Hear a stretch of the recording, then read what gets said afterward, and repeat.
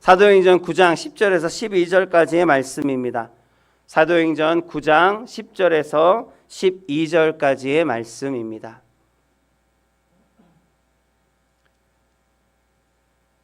오늘 여러분에게 주시는 레마의 말씀이 반드시 불처럼 떨어질 줄로 믿습니다. 우리 10절부터 한 목소리를 봉독합니다. 그때에 다메섹에 아나니아라 하는 제자가 있더니 다시 왜 이렇게 자 우리 다 같이 한 목소리로 한 사람이 부르는 것처럼 같이 봉독하도록 하겠습니다. 시작. 그때에 다메섹에 아나니아라 하는 제자가 있더니 주께서 환상 중에 불러 이르시되 아나니아야 하시거늘 대답하되 주여 내가 여기 있나이다 하니 주께서 이르시되 일어나 직가라 하는 거리로 가서 유다의 집에서 5 사람 사울이라 하는 사람을 찾으라. 그가 기도하는 중이니라. 그가 아나니아라 하는 사람이 들어와서 자기에게 안수하여 다시 보게 하는 것을 보았느니라 하시거늘. 아멘. 아이 감사합니다. 진짜 한 사람밖에 없는 줄 알았어요. 자, 오늘 이 말씀을 본문으로 아나니아라 하는 제자라는 제목으로 우리 은혜를 나누겠습니다. 은혜 받으실 준비 되셨나요? 된 것 같아요. 네. 제가 예전에 아시는 분도 계시겠지만 직장 생활을 한 11년 정도를 했어요. 그리고 느지막이 하나님께서 아까 말씀드린 것처럼 제 손을 머리끄댕이를 붙잡고 신학교로 끌고 들어가셨어요. 그래서 그때부터 이제 하나님을 바라보며 구하는 삶이 됐는데 그 당시에 제 회사가 어디 있었냐면 신촌 쪽에 있었어요. 신촌 쪽에. 그래서 자그마한 중소기업이었는데 이제 뭐 기술 영업이라고 하죠. 이제 기계도 고치고 그 기계를 팔기도 하고 이제 그런 일들을 했는데 신촌에서 직장을 다닐 때였어요. 다닐 때 갑자기 저 창가에서 엄청 시끄러운 거예요. 웅성웅성 막 시끄러운 거예요. 사람들이 모이는 소리가 들리는데 그래서 들리니까 들었는데 야! 뭐라고 했을까요? 야! 저기 빨리 와. 저기 최진실이야. 최진실. 그 당시에 가장 핫했던 최진실이라는 소리를 듣고 우리 직원 중에 젊은 직원들 많이 있었거든요. 갑자기 벌떡 일어나서 다 나갔어요. 최진실 보겠다고. 우리 3층에서 순식간에 뛰어내려가갖고 최진실을 보겠다고 사람들이 막 모인 곳으로 갔어요. 그래서 비집고 들어갔는데 그 안에는 사람들이 모인 그 안에는 최진실은 없어요. 최진실을 만나서 최진실을 보고 막 흥분해갖고 막 서로 막 와 예쁘다 뭐 어쩌고 저쩌고 하면서 뭐 사인을 받았네 하면서 흥분해 있는 사람들만 있고 최진실은 어디로 갔는지 사라졌어요. 그래갖고 되게 아쉽게 못 봤네. 그러고 늦었네. 그러고 이제 돌아왔는데 만약에 제가 거기서 최진실을 만났다면 아마 며칠은 그 얘기 하느라고 떠들썩했겠죠. 최진실 만났는데 코가 어떻고 눈이 어떻고 야 진짜 뭐 TV에서 보던 거랑 좋더라 나쁘더라 막 그러면서 한참을 그렇게 며칠을 얘기를 했을 거예요. 또 심지어는 혹시라도 악수라도 한번 했다 그러면 막 집에 가갖고 이것은 거룩한 손이요 뭐 며칠씩 안 씻고 막 그랬을지도 몰라요. 근데 그게 뭐 어땠다는 거예요. 이제 와서 하는 얘기지만 그 사람을 만난다고 해서 여러분 좋아하는 연예인들도 있을 거고 좋아하는 뭐 언론인도 있을 거예요. 그러면 내가 정말 평상시에 사모하고 한번 만나봤으면 좋겠다고 하는 그런 사람을 만났다고 해요. 그러면 뭐가 달라질까요? 그 사람을 만났다고 해서 달라질 거는 하나도 없어요. 그죠? 하나도 없어요. 근데 나에게 어떤 변화도 주지 못하는 그 사람입니다. 그런데도 여러분 콘서트장이나 이런 데를 가면 막 사람들이 미친 것 같아요. 막 흥분해서 막 소리를 지르고 막 너무 좋아서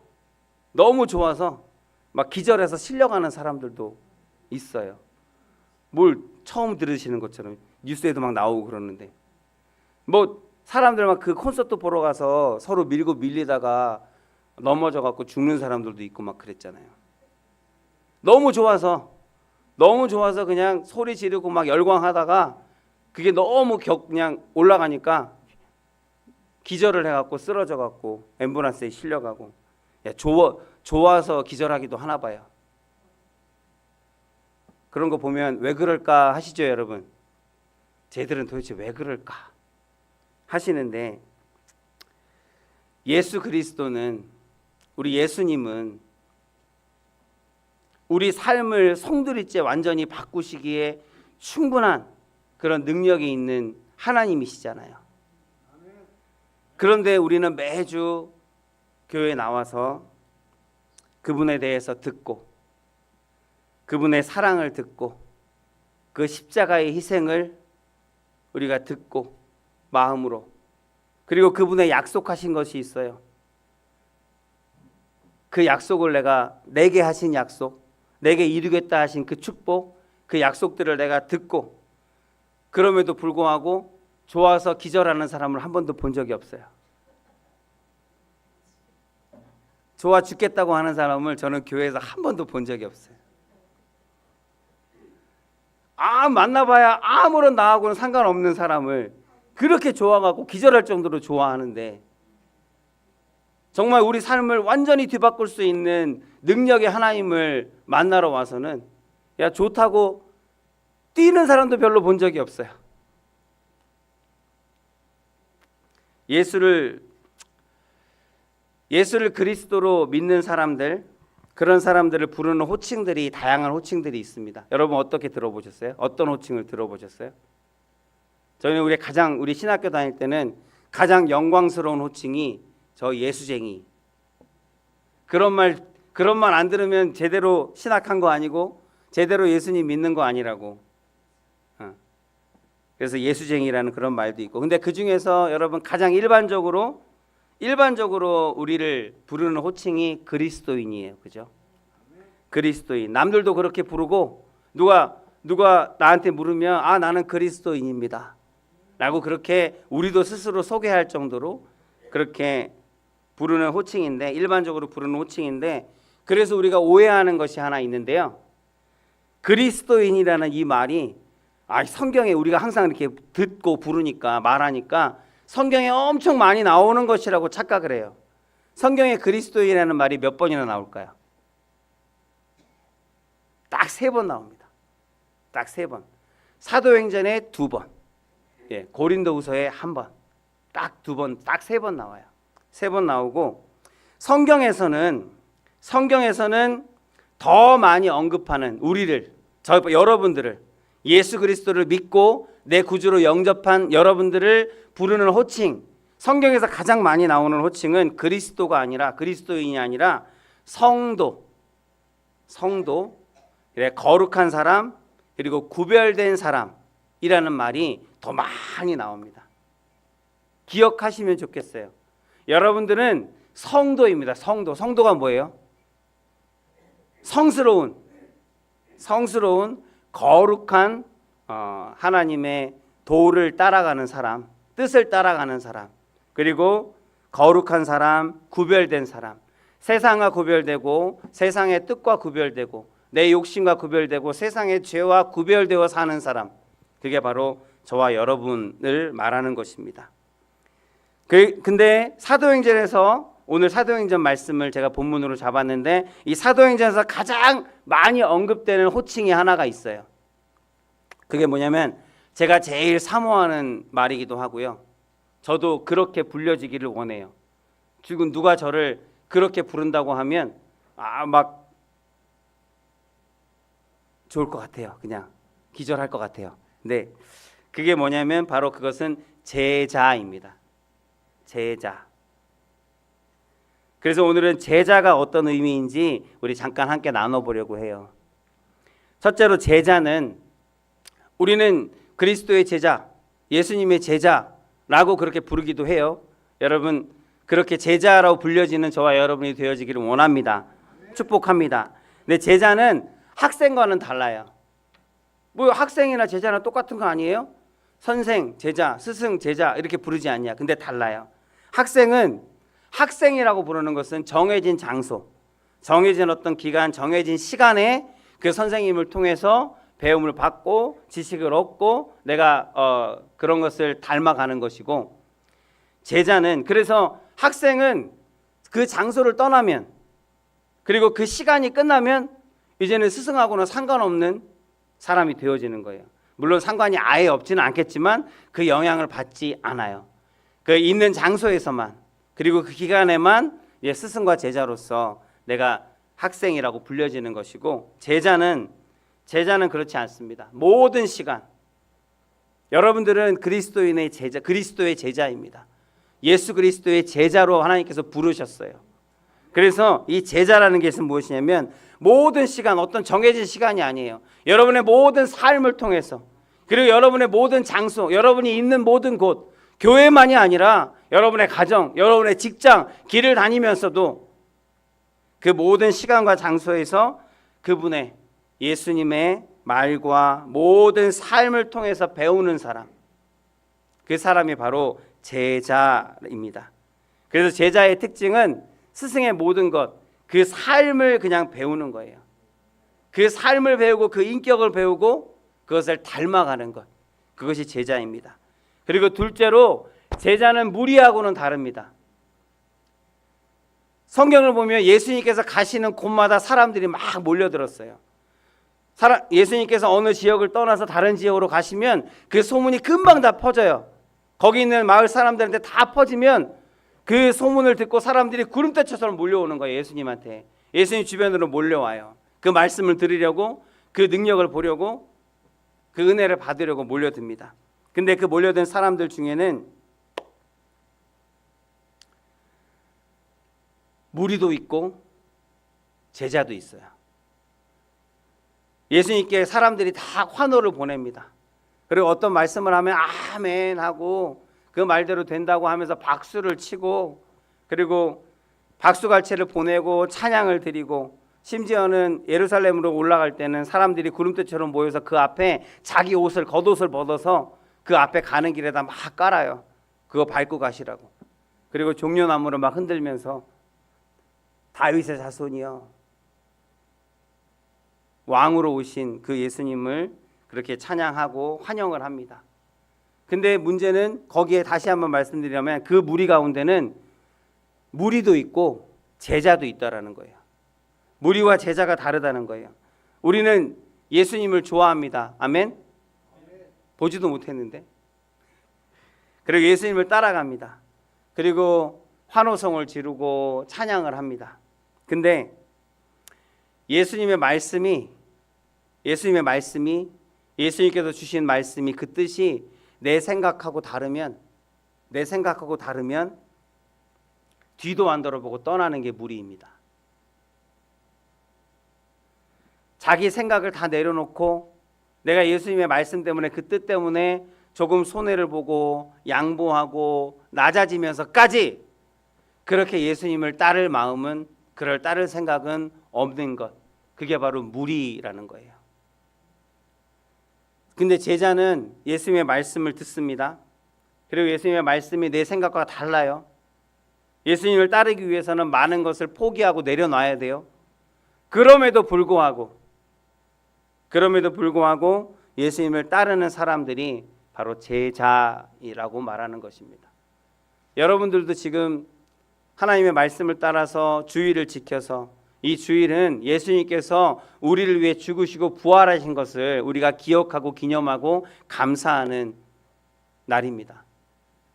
그래서 그것을 감사하고 기념하기 위해서 주일을, 안식일을 거룩하게 지키라라고 하신 하나님의 말씀, 그 말씀에 순종해서 여러분들의 시간을 내려놓고 여러분들이 하고자 하는 다른 모든 일정들을 내려놓고 그렇게 지금 하나님 앞에 나온 줄로 믿습니다. 작은 것이지만 여러분들 그렇게 내려놓음으로써, 포기하고 하나님께 드림으로써 제자로서의 삶을 조금이나마 보이고 실천하고 있는 것이에요. 지극히 작은 것이지만. 그래서 로마서 12장에는 사도 바울이 이렇게 말합니다. 같이 읽어볼까요?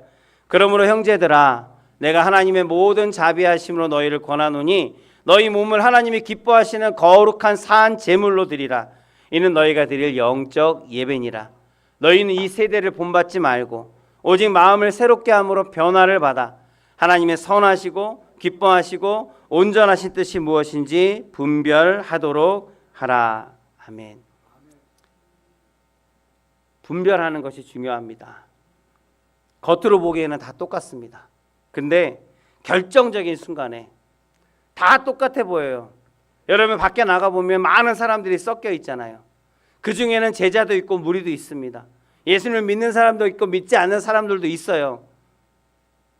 겉으로 보기에는 누가 누군지 알 수 없어요. 구분이 안 돼요. 우리의 눈으로는. 겉으로 보기에는 똑같은데 결정적인 순간에 말씀을 따라 살기 위해서, 하나님의 뜻을 따라 살기 위해서, 하나님의 구원의 기쁨 그 영광을 누리기 위해서 내가 뭔가를 내려놓아야 하고 내가 뭔가를 버려야 하고, 그럴 때 내가 제자인지 내가 무리인지 하나님 그것이 나타나는 것입니다. 여러분들은 제자입니까? 무리입니까?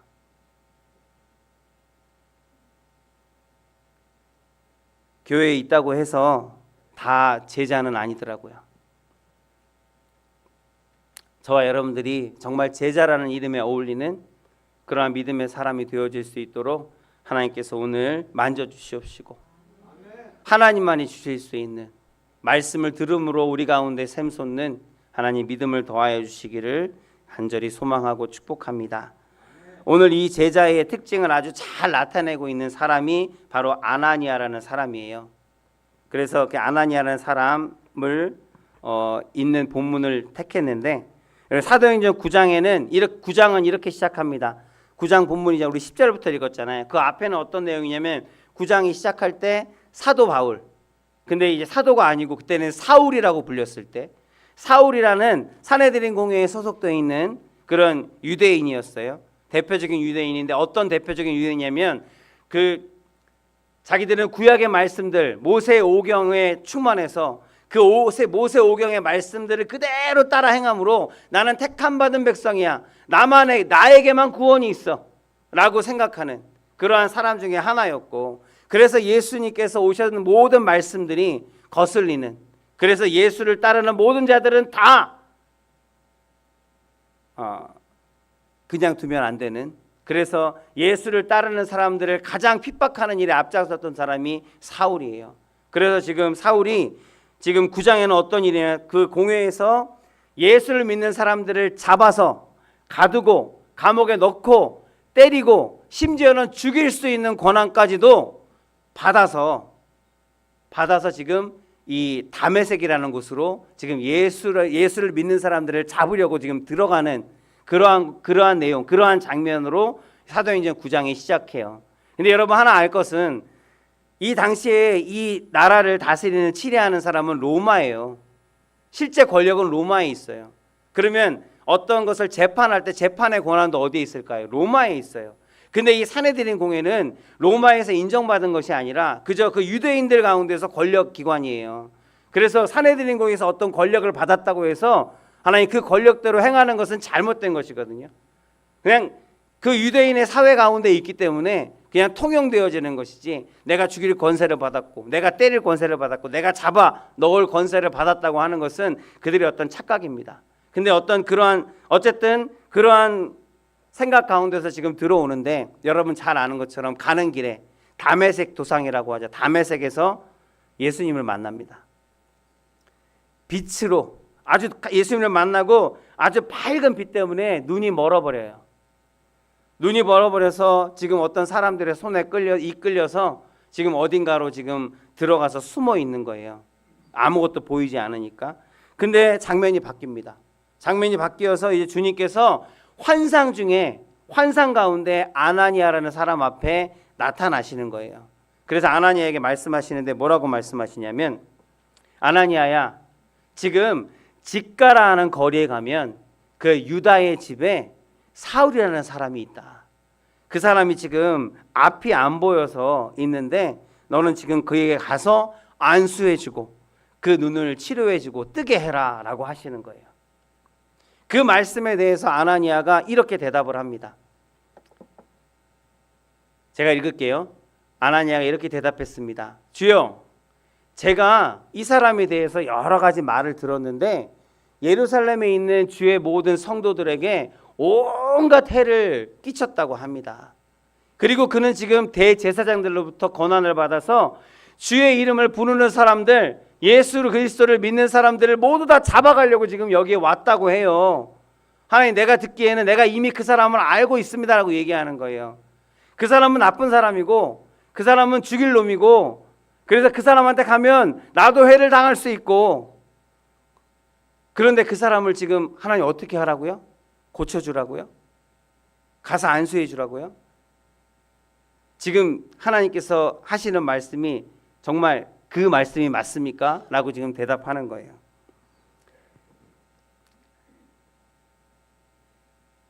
이 사울이 그 당시에 가장 유명한 스데반이라는 스데반 집사를 죽이는 일에도 가장 앞장섰던 사람입니다. 당시에 그런 거리에서 재판들이 많이 일어났는데요. 그 재판이 일어나면 돌로 쳐서 죽이잖아요. 그 당시에는 너무 잔인하게. 근데 여러분, 돌로 쳐서 죽이는 게 돌멩이를 던지는 걸까요? 돌멩이를 던지는 사람들도 있습니다. 근데 실제로 돌에 쳐서 죽인다고 하는 얘기는 너무 잔인해서 하지 말까요? 앞에서 악 하는데요. 네, 그러면 어쨌든 간에 안 할게요. 안 할게. 근데 뭐 여기에 돌 맞을 사람들은 없으니까 그 당시에는 그게 일단 사람들이 돌을 때려서 하는 게 아니라 어떤 다른 어떤 방법들이 있었다는 것을 나중에 말씀을 드리는데, 그러면 그 재판의 현장, 한 사람을 지금 사형하는 거잖아요. 죽이는 거잖아요. 그 현장 가운데 그것을 총 진두지휘하는 사람이 누구인지는 그 현장을 가서 보면 알 수 있어요. 어떻게 알 수 있냐면 옷을 보고 아는 것도 아니고 뭘 보고 아냐면 그 사람을 그 재판할 때요, 그 사람의 옷을 벗겨요. 옷을 벗겨서 그 벗긴 옷을 그 재판하는 사람, 주관하는 사람의 앞에 가져다 놓습니다. 그렇기 때문에 그 스데반을 죽일 때, 스데반이 죽을 때, 집사가 죽을 때 그 옷이 누구 앞에 있었냐면 바로 이 사울 앞에 있었어요. 사울이 이렇게 예수 그리스도를 믿는 자들을 핍박하는 일에 가장 앞장섰던 사람입니다. 근데 그 사람을 주님께서 고치라 하십니다. 그래서 주님, 이 사람을 고치라고 도우라고 하나님, 이게 가능하겠습니까? 이해가 되겠습니까? 여러분들이라면 어떻게 하실 것 같아요?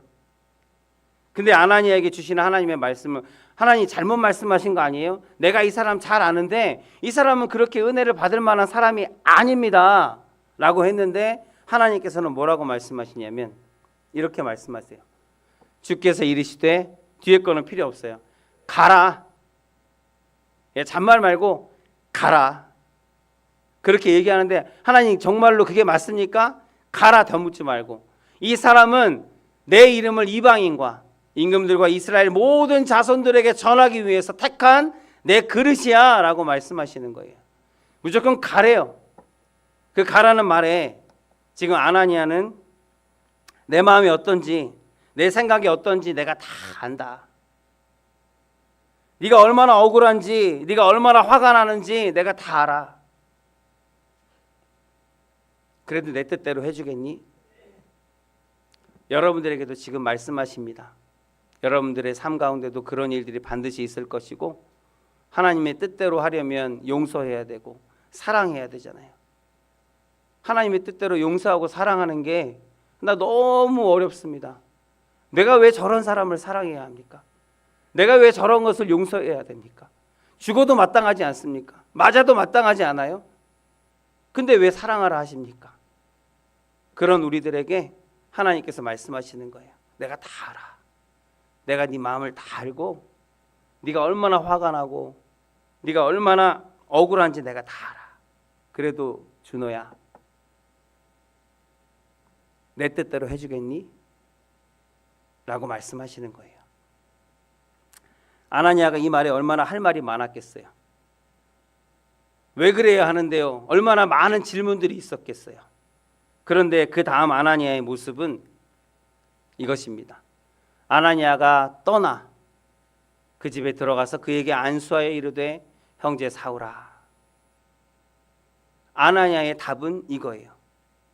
얼마나 할 말이 많았겠어요. 아니에요 아니에요라고 계속 부정할 수도 있었겠지만 가라 하신 하나님의 말씀 가운데 아나니아가 보인 행동은 떠난 거예요. 그 말씀대로 떠난 거예요. 어떠한 핑계도 어떠한 대꾸도 없었습니다. 성경에 적혀 있지 않아요. 그저 하나님의 말씀대로 떠나서 안수하여 성령으로 충만하게 하셨더라라고 기록하고 있습니다. 그리고 더 놀라운 것은 이 구절에 있어요. 아나니아가 가서 떠났어요. 그리고 그 집에 들어갔어요. 그리고 그에게 안수했어요. 그리고 이르되 뭐라고요? 형제 사울아. 내 형제 사울아. 여러분, 내 동료를 죽인 사람이에요. 내 가족을 괴롭힌 사람들이고 내 이웃을 때리고 감옥에 가둔 사람인데 그 사람을 가서 안수하고 치료해 주라고 하는 것도 정말 못할 일인데, 그리고 가서 하는 말이 아나니아가 형제, 내 형제 사울아 라고 말하는 거예요. 왜 그랬을까요? 어떻게 사울을 형제라고 부를 수 있을까요? 어떻게 사울을 도울 수 있었을까요? 그 이유가 뭘까요? 그 원인이 뭘까요? 그 힘이 뭘까요? 하나님의 뜻이기 때문에, 하나님의 말씀이시기 때문에.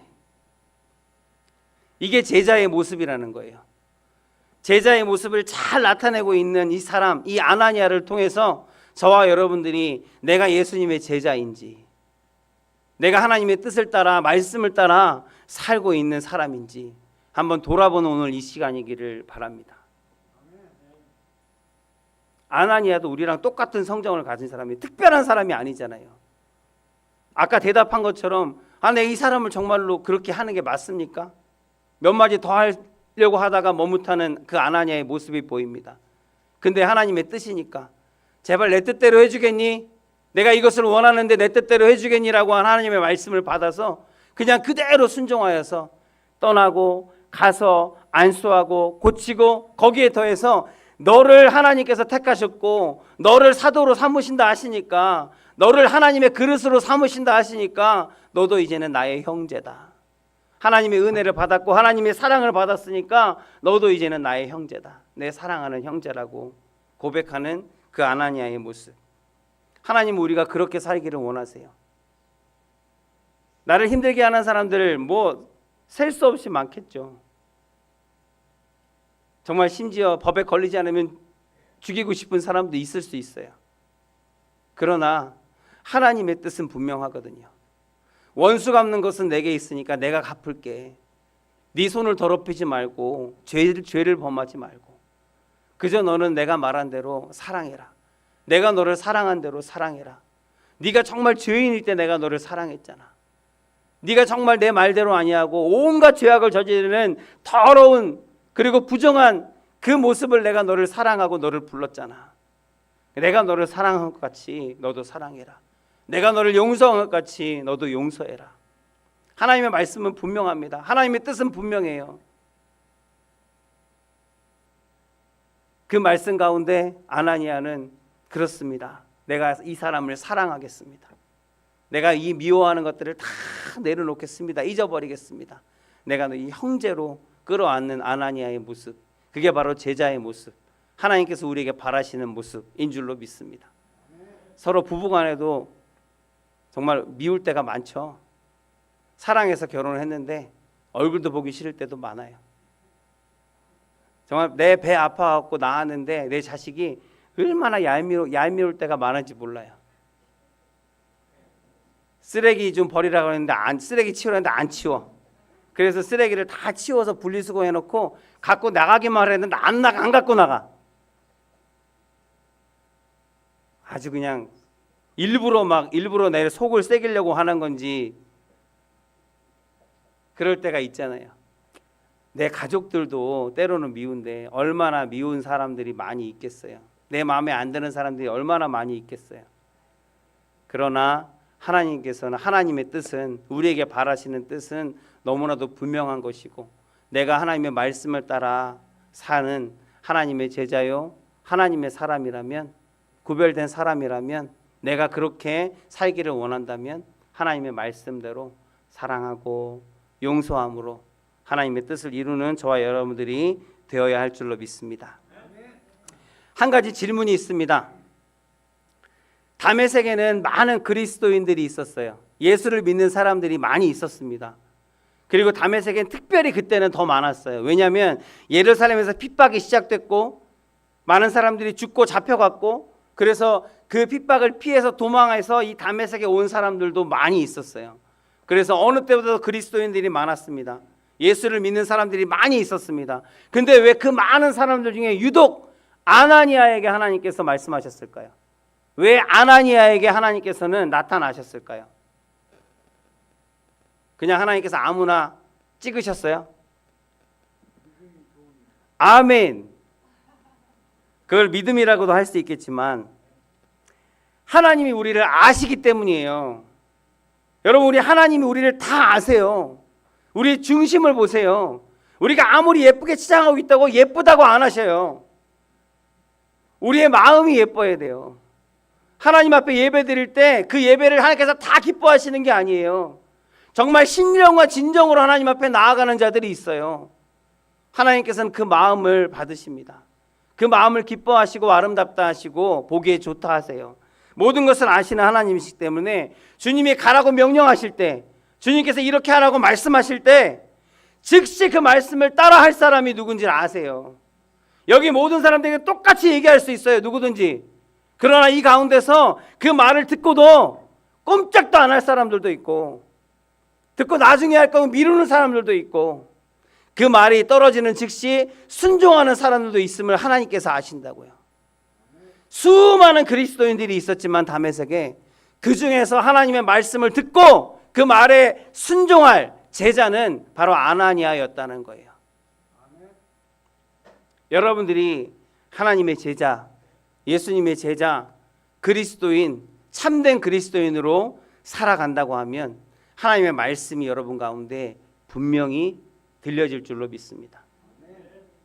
중심을 보시는 하나님께서 여러분들을 선한 일들 가운데 사용하시고 하나님의 축복을 넘치도록 부으셔서 하나님의 뜻대로 헐벗고 굶주린 자들, 고아와 과부들, 하나님의 사랑이 필요한 자들, 그 말씀이 필요한 자들에게 갈 수 있도록 그 모든 여건들과 필요한 것들을 하나님이 공급해 주실 것입니다. 내가 먼저 그릇이 되어야 돼요. 내가 먼저 예수 그리스도의 제자로 하나님 아버지의 말씀에 순종하는 삶의 모습으로 하나님 앞에 나아가야 합니다. 그러면 하나님의 놀라운 일들을 여러분 볼 수 있어요. 하나님께서 일하시는 것을 볼 수 있어요. 이것은 제가 목사라서 얘기하는 게 아니에요. 여러분들이 정말로 그러한 마음으로 하나님 앞에 나아가고 그러한 마음으로 산다면 여러분들의 삶 가운데 정말 하나님의 놀라운 기적들이 나타날 수밖에 없습니다. 그렇게 하나님의 놀라운 것들을, 그 능력을 보는 저와 여러분들 되어지기를 간절히 소원합니다.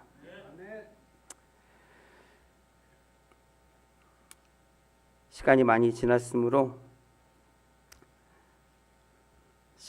지났고 제가 할 말도 많고 그래서 우리에게 지금 필요한 것은 하나님의 말씀에 아멘 하고 대답하는 그 믿음이 필요합니다. 그 작은 믿음이 내 생각과 다르더라도 즉시 순종하는 그 순종이 우리 가운데 필요합니다. 그것이 참된 제자이고 하나님께서 기뻐하시는 사람입니다. 그래서 성경은 아나니아를 이렇게 소개하고 있습니다. 그때의 다메섹에 아나니아라 하는 뭐가? 제자가 있더니. 우리 여기 있는 성도들을 하나님께서 아니면 또 누군가가 그렇게 누군가에게 소개할 수 있다면 얼마나 좋을까, 그런 생각을 말씀을 준비하면서 했어요. 야, 이 사람 내가 소개할게. 정말 좋은 사람인데. 필요 없어요. 좋은 사람 뭐. 이 사람 정말 착한 사람인데. 아니요, 필요 없어요. 이 사람 그리스도의 제자야. 예수님의 제자야. 그렇게 소개할 수 있다면 얼마나 좋을까. 그런 생각을 하면서 말씀을 읽었습니다. 뒤에 조금 더 하고 싶은 말이 있는데 할까요? 마칠까요? 짧게 안 보고 보고 하면 너무 기니까 저기 예레미야 35장에 가면 여러분들이 잘 들어보지 못한 이름이 나와요. 레갑이라고 들어보셨어요? 전혀 못 들어보신 분 정상. 네. 들어보신 분 또 정상. 근데 레갑이라는 사람이 나오거든요. 내가 사람이 아니라 어떤 족속이에요. 레갑 족속. 근데 그 레갑 족속이 나오는데 그 예레미야가 활동하던 당시니까 예수님께 하나님께서 예레미야에게 말씀을 주십니다. 예레미야에게 말씀이 임하는데 어떤 말씀이냐면 너희 가면 레갑 족속이 있어. 그 레갑 족속을 성전으로 데리고 와라. 그리고 포도주를 진설하고 그 포도주를 대접하라고. 아주 좋은 포도주를 준비해서 대접하라고 하나님께서 말씀하셔요. 그래서 그 말씀대로 예레미야가 알겠습니다. 그거 어렵지 않습니다. 아주 좋은 포도주로 딱 상을 차려놓고 레갑 족속에 가요. 그리고 그들을 불러요. 성전으로 초청을 합니다. 성전에 딱 둘러 앉았어요. 레갑 족속이. 그리고 포도주를 앞에다 놓으면서 자 이제 포도주 이거 정말 좋은 포도주예요. 평생 가도 다시 한번 먹어보지 못할 정말 좋은 포도주입니다. 이게 대접할 때니까 마음껏 드세요. 근데 레갑 족속이 안 먹어요. 손도 안 대요. 왜 안 드시냐고 그랬더니 우리는 포도주를 먹지 않습니다. 그러니까 깜짝 놀란 거예요. 예레미야는. 아니 하나님께서 명령하셨는데 하나님께서 포도주를 이 사람한테 대접하라고 하셨는데 아니 이 사람들이 안 먹네. 그래갖고 아니 이건 내가 주는 게 아니에요. 다시 변명. 내가 주는 게 아니라 하나님께서 내게 말씀하셔서 여러분들을 포도주로 대접하라 하셨어요. 하나님의 말씀이니까 먹어도 돼요. 먹어도 돼. 근데 안 먹습니다. 왜 안 먹는 거예요 도대체? 그랬더니 레갑 족속이 얘기합니다. 내 조상 요나답이라는 조상이 있는데 200년 전에 우리의 조상 요나답이 말하기를 너희는 너희의 자손의 자손까지 영원히 너희는 포도주를 입에 대지 말라 했대요. 그래서 그 조상의 말을 따라서 우리는 200년 동안 지금까지 포도주를 절대 먹지 않았습니다. 그러니까 먹을 수 없다는 거예요. 그게 35장에 나오는데 34장에는 어떤 얘기가 나오냐면 이게 얘기하면 너무 길어지네. 34장에는 어떤 시드기야 왕이 나오는데요. 짧게 얘기할게요. 시드기야 왕의 이야기. 시드기야 왕에게 예레미야가 하나님의 말씀이 임해서 하나님의 말씀을 시드기야에게 얘기해요. 그러니까 시드기야가 그런 말씀이 있었어? 그게 하나님의 약속이었어? 그 약속이 뭐냐면 노예를 다 해방하라는 거예요. 희년 제도라고 있어서 50년이 되면 모든 것들이 다 원래로 돌아가는 거예요. 노예로 있던 사람도 빚을 졌던 사람도 다 내가 팔았던 땅도 다시 돌아오는 희년 제도가 이스라엘에 있었어요. 그래서 50년마다 한 번씩 그 희년 제도가 있어. 내가 분명히 명령한 것인데 너희가 지금 지키지 않았다. 그 희년에 따라서 노예들을 다 해방하라고 하시는 말씀이 떨어졌어요. 그래서 히드기야가 그게 하나님의 말씀이면 좋아. 그럼 그렇게 해야지. 그리고 시드기야 왕이 모든 노예들은 오늘부터 다 자유다 하고 선포를 했단 말이에요. 선포를 했는데 그러고 나서 며칠이 지나지 않아서 노예들이 없으니까 일할 사람이 없어. 돈 벌어다 주고 먹을 거 갖다 주고 일해서 어떤 것들을 뭐 건물을 세우고 하여튼 쓸 사람이 없는 거예요. 그러니까 시드기야가 다시 안 되겠다 야. 이래갖고는 나라가 돌아가질 않아. 내가 손해가 너무 심해. 그러니까 다시 붙잡아 와. 그래서 그들을 그렇게 선포한 지 며칠 만에 군대들을 풀어갖고요. 다 붙잡아갖고 다시 복종시켜요. 그런 일이 34장에 나와요. 내가 이렇게 손해보면서까지 하나님의 말씀을 따라야 돼? 이게 너무 손해가 크잖아. 내가 조금 손해보면 어떻게 내가 이해를 하겠는데 이건 아니지. 그러면 다시 원래대로 다 돌려놓는 거예요. 하나님의 말씀을. 그리고 그 바로 다음 장에 레갑 자손의 이야기가 나오고 그 다음 장에는 뭐가 나오냐면 여로보암 왕의 이야기가 나오는데 거기 보면 그 하나님의 말씀이 예레미야에게 임해서 예레미야에게 내가 너에게 했던 모든 말들을 다 두루마리에다가 적어라라고 하셨어요. 그 두루마리에 다 적어요. 두루마리에 다 적어서 그게 예레미야서가 되는 거예요. 예레미야서가 쓰여진 그 시작인데 그 시작되는 이야기가 나오는데 거기서 그 다 적은 두루마리를 그냥 적기만 하면 무슨 의미가 있어요, 그죠? 그 적은 두루마리를 가지고 많은 사람들이 모인 곳에서 광장에 가서 그 하나님의 말씀을 읽어요. 그리고 사람들이 은혜를 받고 근데 기뻐하죠. 근데 그 소식을 왕이 들었어. 왕이 듣고 하나님의 말씀을 너희들이 막 선포하고 요즘에 듣는다면서 그렇게 좋다면서 나도 좀 들었으면 좋겠어. 나한테도 갖고 와봐.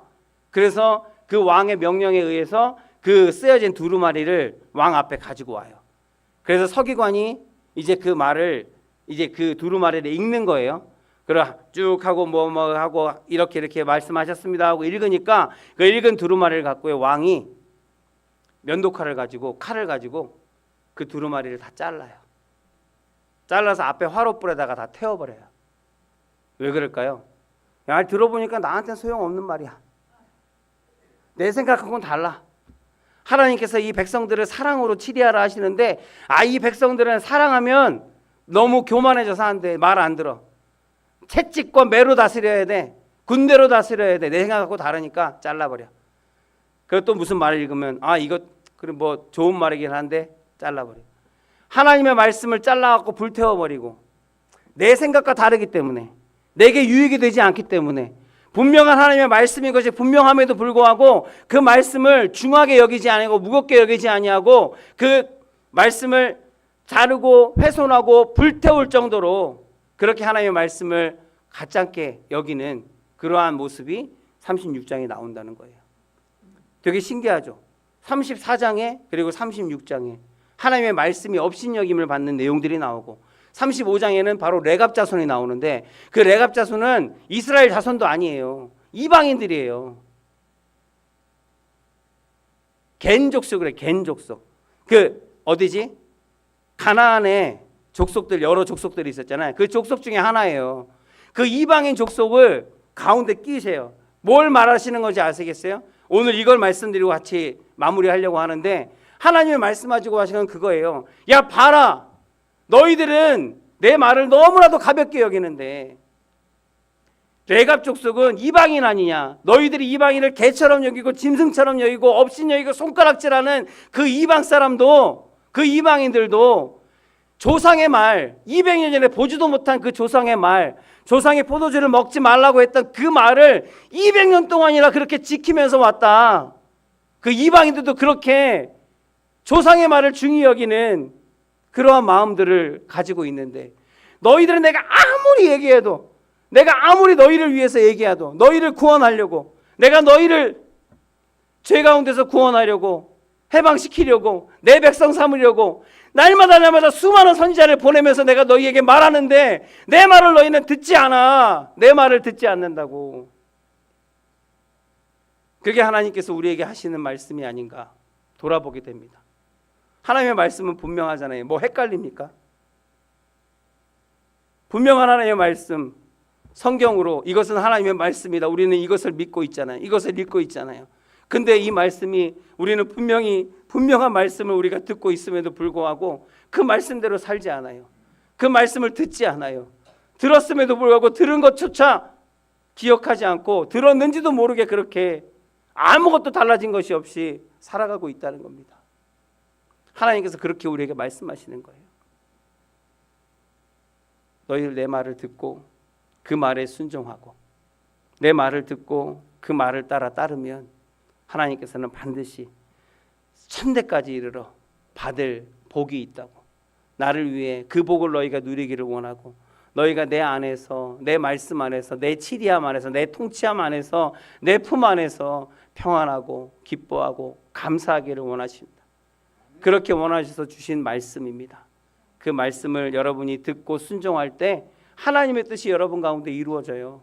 하나님의 능력이 여러분 가운데 나타나요. 여러분 이것을 믿음으로 이제는 제자로서의 삶을 살아가기 위해서 스스로를 점검해 보고 하나님 앞에 말씀 앞에 다시 한번 순전한 마음으로 서는 저와 여러분들이 되시기를 예수 그리스도의 이름으로 축복합니다.